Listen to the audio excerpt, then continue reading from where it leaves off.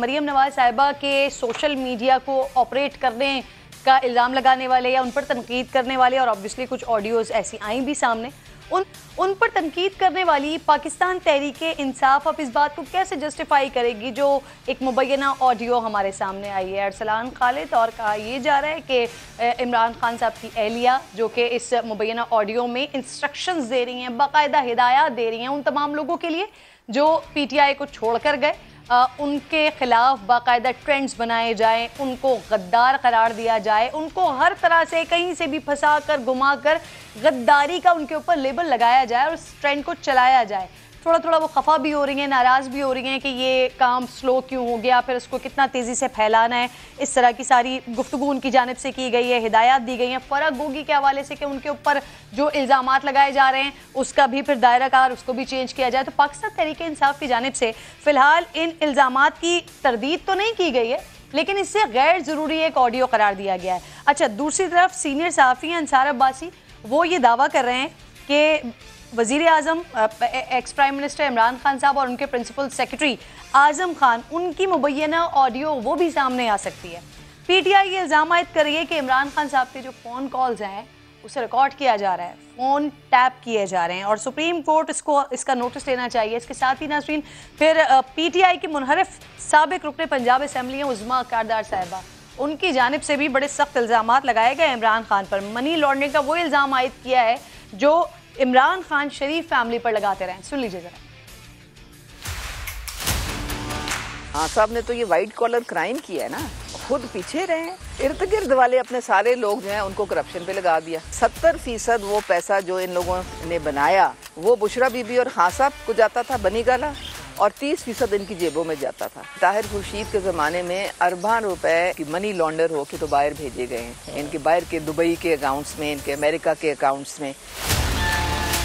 मुहतरमा बुशरा जो हैं वो रोज़ अपने मियाँ से कोई ना कोई नाजायज़ तरीके से कोई काम करवाने के लिए कोई ना कोई फाइल वो साइन करवाती थी। पोस्टिंग और ट्रांसफ़र पे 10 लाख डेली इनके अकाउंट्स में जाता था।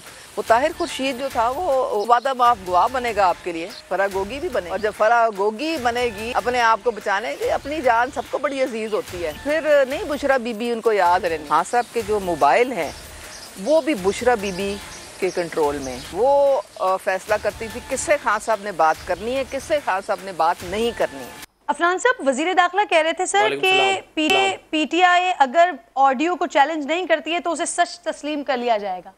तो सर पीटीआई तो कह रही है कि इसका फोरेंसिक करवाया जाए, हुकूमत खुद इस ऑडियो का फोरेंसिक क्यों नहीं करवा लेती? क्योंकि इसके दुरुस्त साबित होने से सबसे बड़ा फ़ायदा तो ऑब्वियसली आप लोगों को होगा ना सर। देखें, ये जो माजी में जिन ऑडियोज़ और वीडियोज़ का फोरेंसिक कराया भी गया था उनको कौन सा पीटीआई ने मान लिया?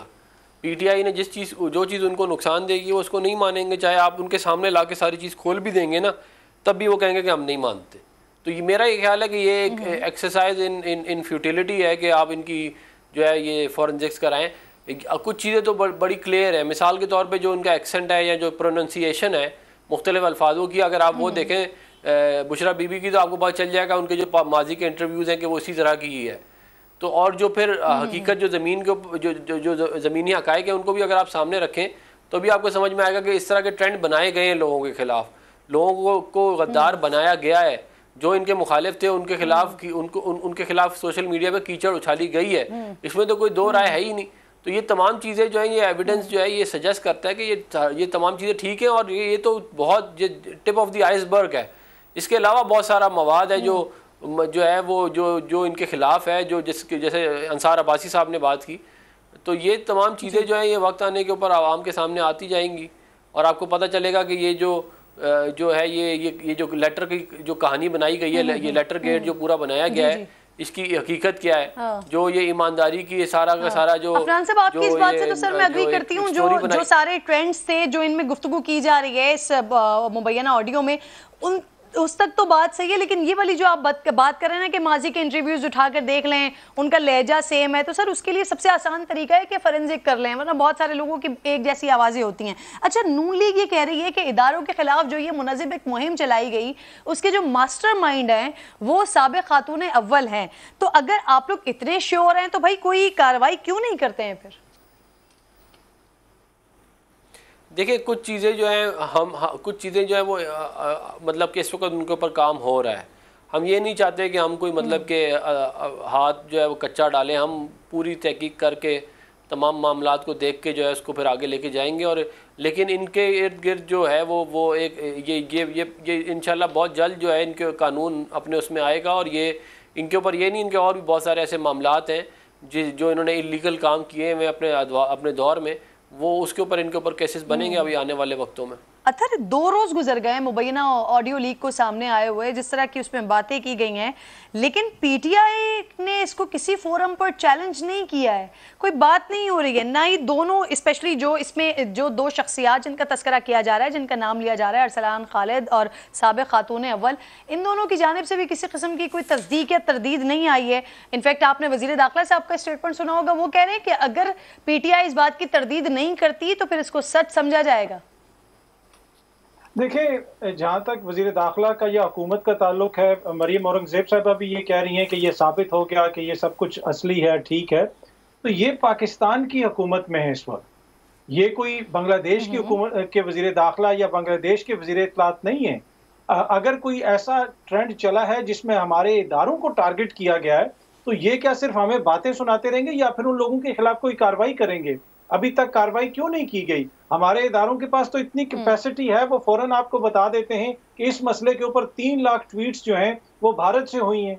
तो इस मसले के ऊपर भी वो आपको सब बता देंगे। अगर कोई ट्रेंड चला, कौन उसमें मुलविस था, सब कुछ दूध का दूध और पानी का पानी हो जाएगा। तो जिन इदारों के खिलाफ कैंपेन चल रही है वो यूगोस्लाविया के नहीं, हमारे इदारे हैं, हमें अजीज हैं, उनके खिलाफ अगर कैंपेन चल रही है तो ये हुकूमत सिर्फ क्या इसके ऊपर बहस ही करवाती रहेगी, प्रेस कॉन्फ्रेंसेस करती रहेगी, या कोई कार्रवाई करेगी? तो कार्रवाई हुकूमत ने करनी है जो ताकत में है। अगर ये हमें मुल्जिम मत दिखाएं, हमें ये कार्रवाई करके दिखाएं। तो इस वजह से मुझे लगता है कि ये सियासी बयानियां, टेप्स तो पहले मरियम बीबी की भी आती रही, दीगर लोगों की भी आती रही, तो टेप्स तो जब तक उसके ऊपर कोई तहकीकात नहीं होंगी पता नहीं चलेगा कि वो असली है या नहीं। लेकिन इसके ऊपर भी कुछ होना नहीं है, बस सियासी बहस चलती रहेगी।